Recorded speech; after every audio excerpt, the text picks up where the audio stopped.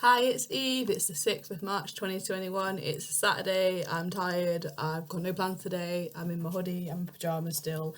Don't judge me, okay? Don't judge me. Today I'm going to talk about Skinny Lister, the story is, and I'm quite excited for it. So I have seen Skinny Lister, not as a main act. I saw him as a support act, Frank Turner, in 2015, and I remember them being quite fun. Very very upbeat and sort of nice, and it was enjoyable. Not gonna lie, I don't remember an awful lot from that gig. I was drinking quite a lot, but I remember it being good. I remember really enjoying sort of their album Down on Deptford Broadway, which came out around the same time I saw them. And they are playing the Rescue Rooms in Nottingham later this year, and I'm tempted to get a ticket. Partially because I'm of the mindset of I want to see every single gig I'm able to see, right? Because, after like all this time with everything a gig, it'll be exciting. Yes, anyway, Skinny Lister. Kind of like a folk punk kind of group. They've got a lot going on.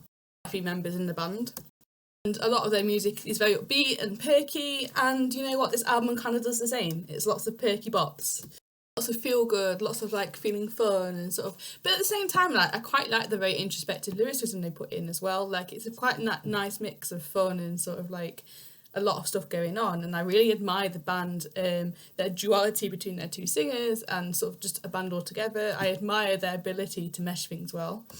I think they're actually really underrated in the music scene, honestly, right now. I think more people should know Skinny Lister than maybe they do. There's some excellent songs on this album. I really like Alistair McAllister.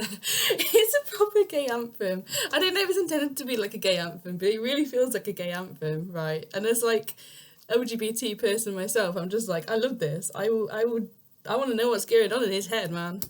Really like My Distraction as well. I think that's a great song.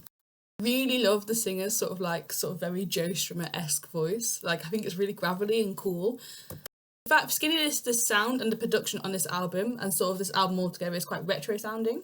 It's gravelly, it's retro, and it's quite punky, and I appreciate that. It's better than a lot of the cleaner stuff maybe I've heard for quite some time, especially Yesterday compared to like Foo Fighters, where it's a very clean production. It's nice to listen to an album that's quite gravelly.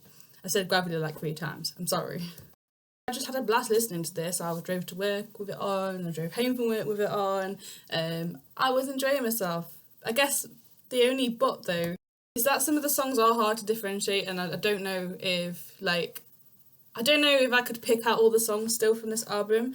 I think that's my one big problem with it. Even though the sound can be a little dynamic across the stuff, and they've got a very sort of nice sound going on, it does feel quite samey towards the end of the album, and it also gets quite long as well. You know what? I do like this one. I would definitely listen to it again. I do think I like Down on Deptford Broadway a little bit better, honestly.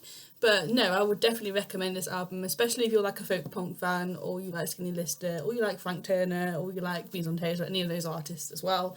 Yeah, good album. Would recommend. I'm going to go enjoy the rest of my very lazy, sleepy Saturday and listen to some new music. Thank you for joining me again.